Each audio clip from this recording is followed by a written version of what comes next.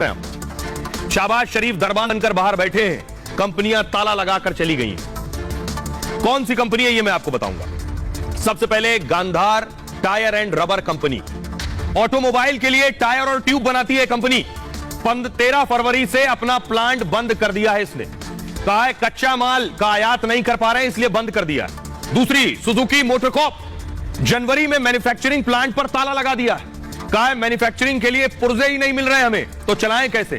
Indus Motors, Pakistan में manufacturing plant इन्होंने भी बंद कर दिया अपना। आयात पर बैन के बाद ताला लटका दिया है। बलूचिस्तान व्हील्स लिमिटेड, पिछले साल दिसंबर में कंपनी पर ताला लटकाया था इन्होंने। कहा है कम बिक्री के चलते प्लांट बंद कर दिया है। KSB pumps company, industrial pumps बनाने वाली कंपनी ने भी ताला लगा दिया है। यह हाल है उन जगहों के। उनका कहना आयात पर प्रतिबंधों के चलते हमने यह फैसला लिया है। ये हालात है कंपनियों के। अब आप अंदाजा लगाइए पाकिस्तान के माली हालात क्या है। अब मैं आपको दिखाने जा रहा हूं कि कैसे तालिबान घुस रहा है। ये देखिए जरा, तालिबानियों को पता चल गया पाकिस्तान के पास आटा रोटी दाल भी नहीं है, तो बारूद या गोली का इंतजाम कैसे करेंगे इन्हें रोकने के लिए। तो तालिबानी देखिए पाकिस्तान के अंदर घुस रहे हैं। ये वो तस्वीरें हैं, फुल स्क्रीन लीजिए जरा इसे।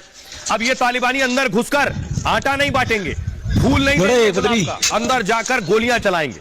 ये जो आप देख रहे हैं ये तालिबानी है जो पाकिस्तान की सीमा के अंदर दाखिल हो रहे हैं गोलियां चलाने के लिए। आइए अब मैं आपको दिखाने जा रहा हूं, तालिबानी तो घुस रहे हैं पाकिस्तान के अंदर, लेकिन भारत ने अफगानिस्तान की मदद की थी बुरे हालात में। तो ये जो आतंकी आप देख रहे हैं ये आतंकी था तालिबान में। भारत ने कहा इसे मार दो, हमारे लिए आतंकी है। तो तालिबान ने अफगानिस्तान में भारत के लिए इस आतंकी को ढेर कर दिया। यह है फर्क। जो तालिबान को पाल पोस रहा था पाकिस्तान, आज उस पर गोलियां बरसा रहा है वो तालिबान। भारत ने समझा कि किस वक्त मदद करनी चाहिए। अब देखिए जरा, ये आतंकी को देख रहे हैं, आतंकी एजाज को तालिबान ने ढेर कर दिया। और क्यों ढेर किया है तस्वीर मैंने आपको दिखा दी, इसे मूव कीजिए आगे। एजाज को ढेर कर दिया। एजाज ने भारतीयों को कई बार टारगेट किया था। काबुल और जलालाबाद में सुसाइड अटैक कराए। जनवरी में भारत ने एजाज को आतंकी घोषित कर दिया था। आतंकी एजाज अहमद अफगानिस्तान में रह रहा था।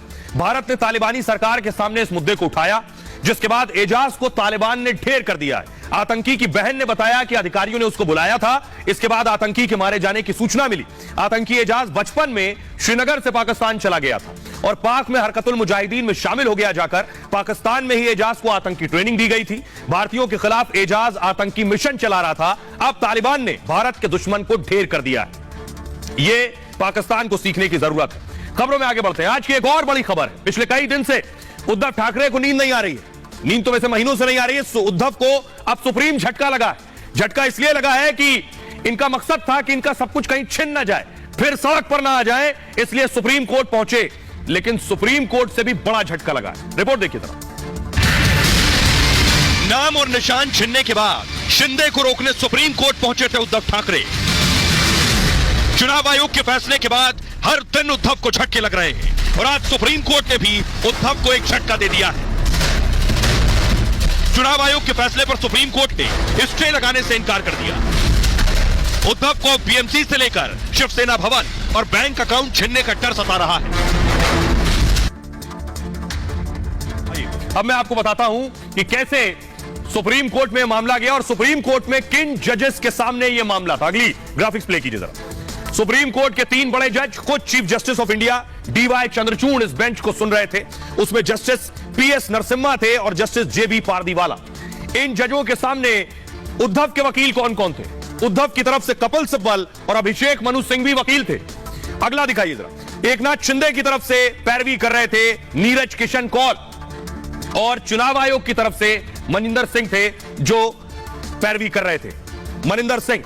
अब आपको बताता हूं कि सुप्रीम कोर्ट में जब सुनवाई शुरू हुई तो सुप्रीम कोर्ट में क्या दलीलें दी गई और उस पर उद्धव के लिए कौन सा बड़ा झटका था।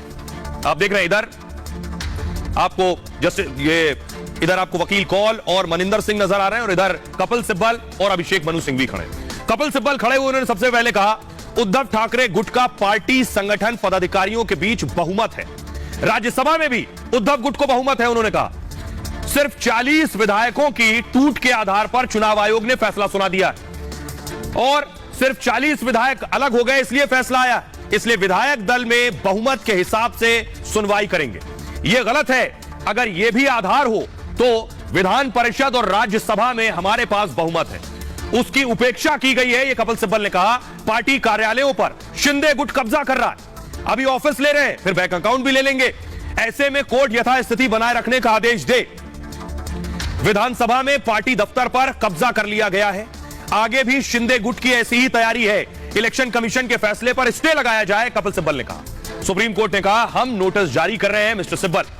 उसके बाद अभिषेक मनु सिंघवी ने कहा अब उद्धव गुट के पास कोई प्रोटेक्शन नहीं है। आयोग के फैसले के बाद ये लोग उद्धव गुट के सदस्यों को अयोग्य करार देने वाले, व्हिप जारी कर उन्हें अयोग्य भी करार दे सकते हैं।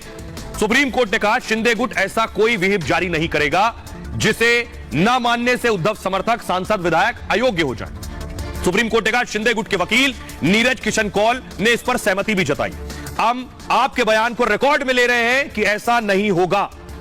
इस पर खड़े हुए वकील एकनाथ शिंदे के, उन्होंने कहा, नीरज किशन कौल ने कहा चुनाव आयोग के फैसले के खिलाफ सुनवाई हाई कोर्ट में होनी चाहिए। इन्हें सीधे सुप्रीम कोर्ट में बात रखने की इजाजत नहीं मिलनी चाहिए।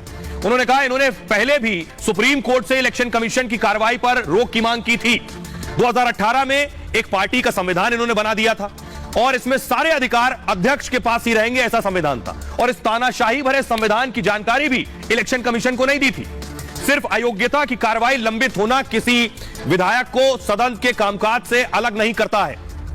और नीरज किशन कौल ने आगे कहा इलेक्शन कमीशन ने सुप्रीम कोर्ट की तरफ से रोक न लगाने के बाद अपना काम किया है। दोनों पक्षों ने खुद को असली पार्टी बताया है। इस मामले में चुनाव आयोग ने विस्तार से सुनवाई कर फैसला लिया है। सुप्रीम कोर्ट ने कहा कि शिंदे गुट ने इलेक्शन कमीशन के सामने खुद को साबित किया है। इस स्थिति में हम इलेक्शन कमीशन के आदेश पर स्टे नहीं लगा सकते। यानी सुप्रीम कोर्ट ने चुनाव आयोग के आदेश पर रोक नहीं लगाई। उद्धव कैंप अस्थायी नाम चुनाव निशान का इस्तेमाल कर सकता है शिंदे गुट और चुनाव आयोग 2 हफ्ते में जवाब दाखिल करें। आइए अब आपको सुनवाते हैं राज साहेब पाटिल जो सुप्रीम कोर्ट में मौजूद थे वकील, उन्होंने क्या कुछ कहा, सुनिए। आज ठाकरे गुट को धक्का ही माना जाएगा क्योंकि इसमें खाली नोटिस हो चुकी है। मैटर सुप्रीम कोर्ट में चलेगा लेकिन उन पे कोई स्टे नहीं है, यानी ठाकरे गुट को धक्का पहुंचा है। और दूसरी बात एकनाथ शिंदे गुट को राहत है ओनली नोटिस होने के कारण, यानी इलेक्शन कमीशन का ऑर्डर अभी अप्लाई है और उनके पास पार्टी और सिंबल रहेगा, स्पष्ट रूप से हुआ है। माननीय सर्वोच्च न्यायालय ने यह भी कहा है कि आप काउंटर फाइल करें और दूसरा ये भी कहा है कि नोटिस भी हो गया, यानी इलेक्शन कमीशन ऑफ इंडिया और शिंदे गुट उनको नोटिस और ठाकरे गुट को काउंटर फाइल करने की माननीय न्यायालय ने सूचना की है। कुछ लोगों ने शिकायत की, इलेक्शन कमीशन ने शिकायत की, तो इलेक्शन कमीशन ने अपना निर्णय ले लिया कि ये शिवसेना और इसका सिंबल जिन्होंने शिवसेना की शुरुआत की इन लोगों के हाथ में नहीं रहेगी और किसी को हम देगा। आज देश की राजनीति की हुकूमत जिनके हाथ में है उन्हें जिस तरह की स्थिति चाहिए इस तरह का डिसीजन, चाहे इलेक्शन कमीशन हो चाहे दूसरे ऑर्गेनाइजेशन हो, ये सभी से हम लोग देखते हैं। कल कार्यकारिणी की बैठक थी, शिंदे ने कार्यकारिणी की बैठक ली और इसमें कई बड़े फैसले हुए। क्या फैसले लिए गए, क्योंकि शिंदे अब खुद प्रमुख बन गए शिवसेना के और शिवसेना से जुड़े सारे फैसले करने का अधिकार एकनाथ शिंदे के पास आ गया है। तो जो फैसले लिए गए कार्यकारिणी में, शिवसेना कार्यकारिणी की बैठक में बड़ा फैसला हुआ। एकनाथ शिंदे शिवसेना के मुख्य नेता चुन लिए गए। इलेक्शन कमीशन के फैसले के बाद शिवसेना की पहली बैठक थी। बैठक में शिंदे गुट के विधायक और सांसद जुटे थे। बैठक में कई अहम प्रस्ताव पास किए गए और वीर सावरकर को भारत रत्न दिए जाने की मांग की गई। मराठी भाषा को अभिजात भाषा के दर्जे का प्रस्ताव दिया गया। स्थानीय भूमि पुत्रों को नौकरी में 80% जगह मिले, यानी जो मराठी हैं। चर्च गेट रेलवे स्टेशन का नाम चिंतामन राव देशमुख हो। मराठी छात्रों के लिए एमपीएससी और यूपीएससी परीक्षा के लिए कोचिंग का इंतजाम किया जाए। ये फैसले इस कार्यकारिणी में हुए।